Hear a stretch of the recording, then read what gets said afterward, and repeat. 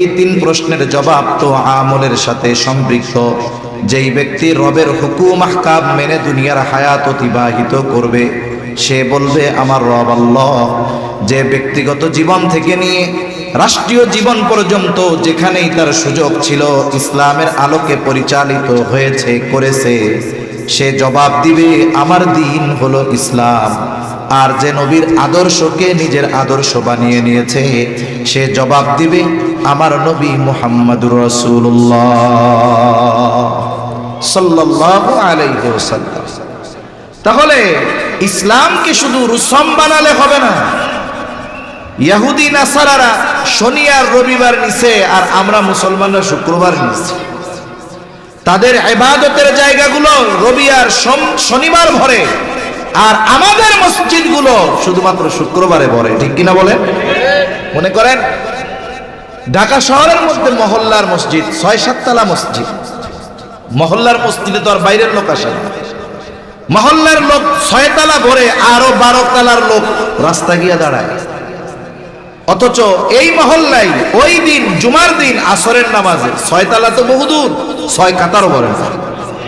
এখন আমি আপনি যদি হিসাব করি তাইলে লিগেল ইসলাম মানা লোকের সংখ্যা মুসলমান ৯২%, তবে ইসলাম মানা লোকের সংখ্যা ১০০ জন মুসলমানের মধ্যে একজন পাওয়া কঠিন।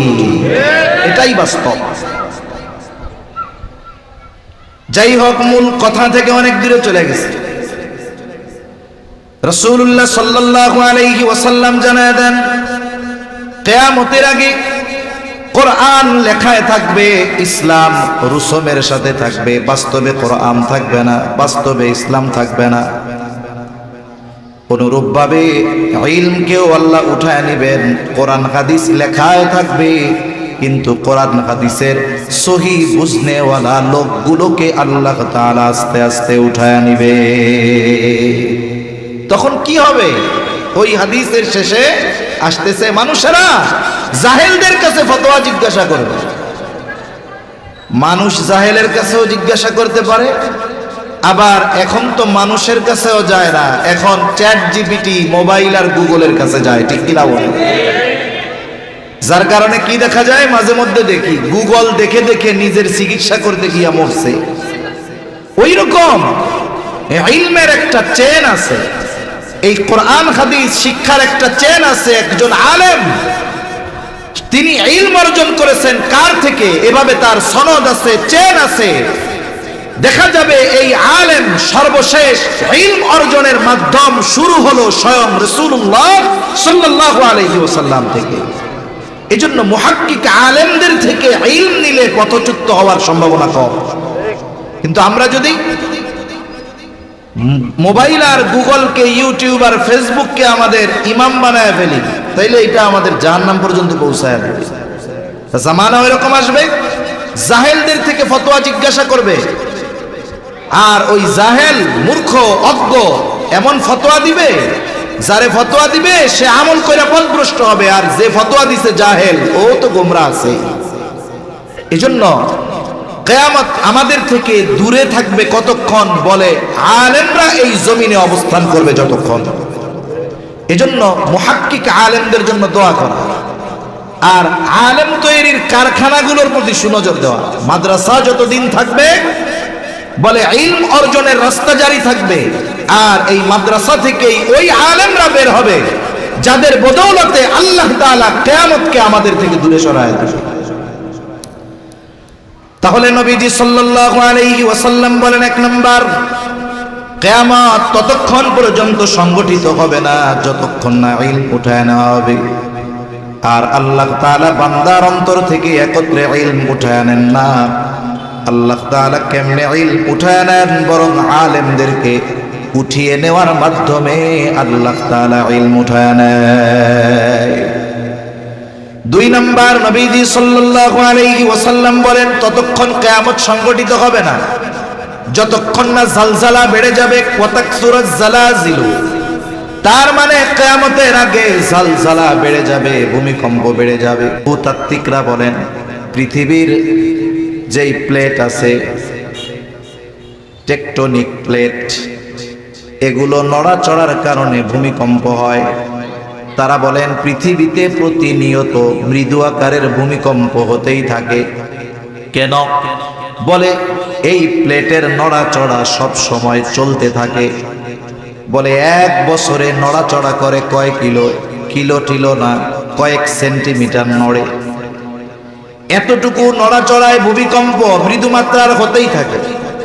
মাঝে মধ্যে যখন একটু দ্রুত, একটু গতি ওইটার চেয়ে বাড়ে, একটু চাপ হয়, বলে তখন 7, 7.5, 8 মাত্রার ভূমিকম্প হয়। ওই মাত্রার ভূমিকম্প যখন হয়, বলে উন্নত বিশ্বের যেই দেশগুলো আছে সর্বোচ্চ প্রযুক্তি ব্যবহার করে বানানো বিল্ডিং গুলাও কেমন যেন টলমল করতে থাকে। কয়েক বছর আগে তুরস্কে ভূমিকম্পে কি অবস্থা, এরপরে থাইল্যান্ডে হইল, আফগানিস্তানে হলো, হাজার হাজার মানুষ মারা গেছে। বড় বড় স্থাপনা মুহূর্তের মধ্যে ভেঙে পড়ছে। এত প্রযুক্তি দিয়ে বানানো উঁচু উঁচু প্রাসাদ ভেঙে পড়ে যাচ্ছে। আমাদের বাংলাদেশে যদি 7.5, 8 মাত্রার হয়, বিজ্ঞানীরা যা বলে তাতে লক্ষ লক্ষ মানুষ মারা যাবে। তবে হ্যাঁ, ঠিক, বাংলাদেশের মানুষ ঈমান আমলে দুর্বল ঠিক, কিন্তু এরপরেও এদেশের মানুষ ইসলামকে অপছন্দ করে এমন ব্যক্তিদের পছন্দ করে। ইসলামের প্রতি মায়া আছে, নবীর সুন্নাত মুখের মধ্যে নাই, কিন্তু নবীরে যদি কেউ কিছু বলে সহ্য করতে পারে না, ঠিক কিনা বলে? কোরআন পড়তে পারে না ঠিক, কিন্তু কোরআনের বিপক্ষে কেউ যদি কিছু বলে, কোরআনকে যদি অবমাননা করে, এদেশের মানুষ সহ্য করতে পারে না। এজন্য কি দেখলাম কয়েকদিন আগে এক প্রাইভেট ইউনিভার্সিটিতে, ইস্ট ওয়েস্ট না, নর্থ সাউথ ইউনিভার্সিটির মধ্যে কোরআনকে প্রকাশ্যে পা দিয়ে পড়ানো হয়েছে। নাউযুবিল্লাহি মিন যালিক। কি করা হলো?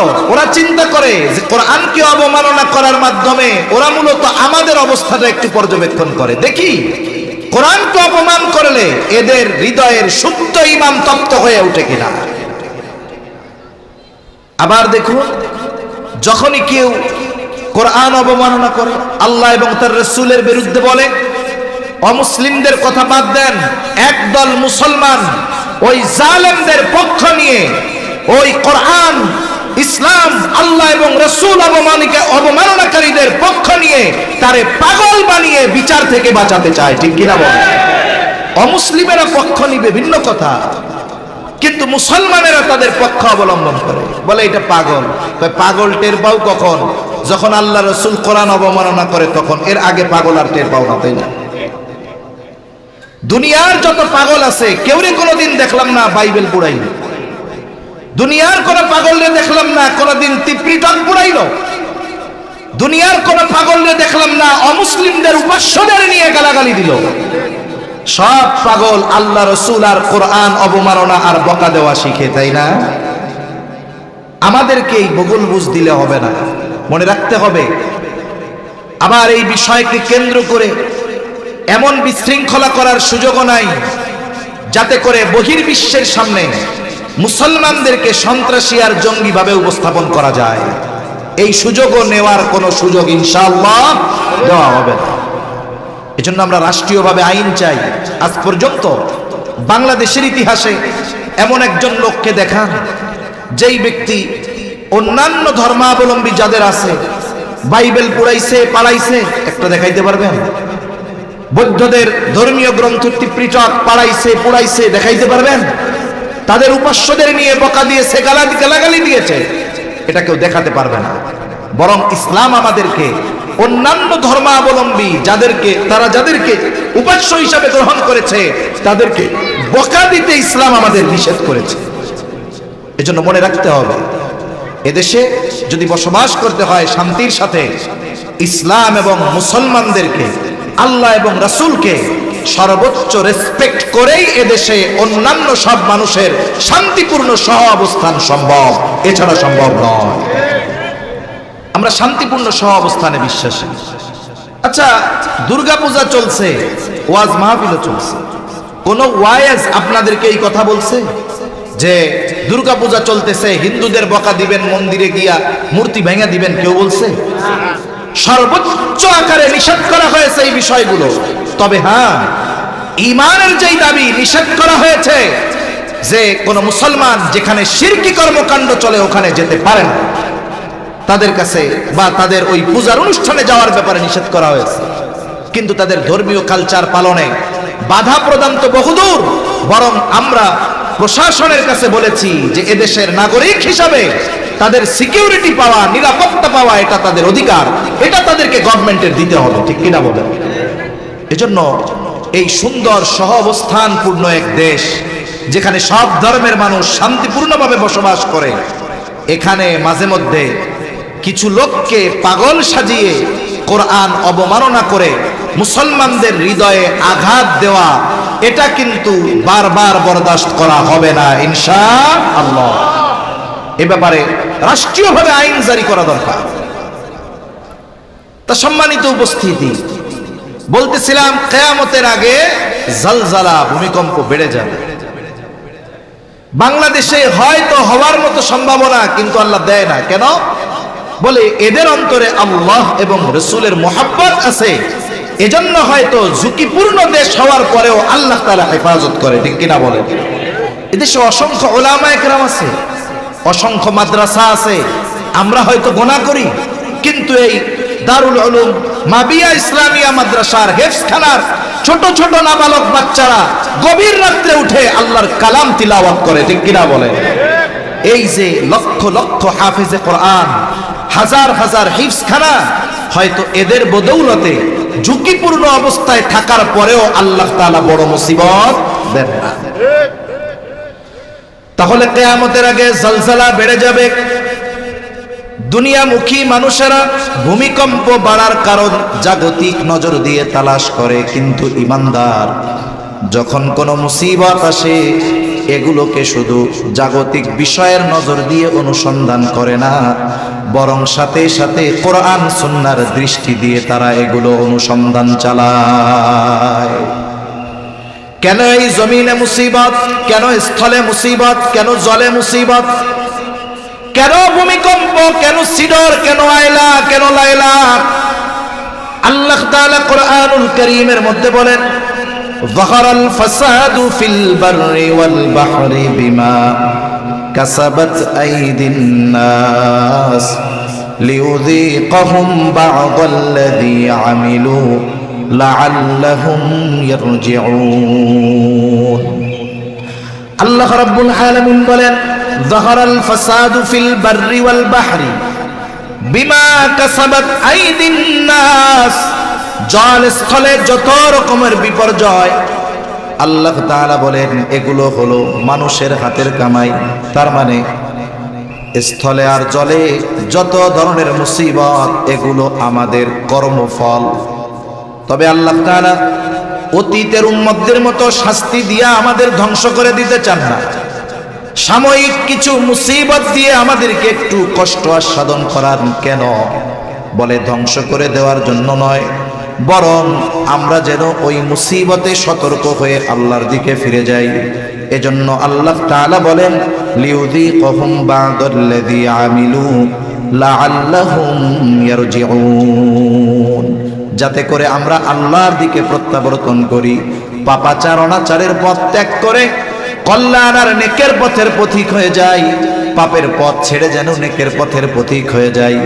এই জন্য আল্লাহ তাআলা আমাদের কর্মের কারণে জল স্থলে কিছু মুসিবত দিয়ে আমাদের সতর্ক করে দেয়।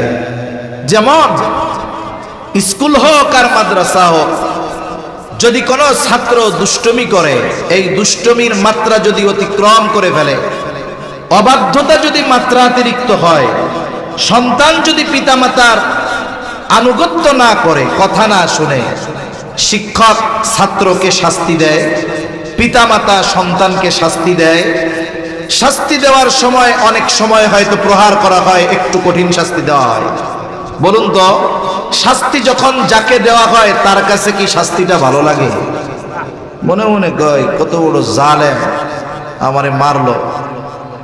কিন্তু পিতা যে শাস্তি দিল, শিক্ষক যে শাস্তি দিল, বলেন তো এই শাস্তি কি ওকে ধ্বংস করার জন্য দিছে নাকি ও সঠিক পথে যেন ফিরে আসে এই জন্য দিছে? নিশ্চয়ই সঠিক পথে ফিরে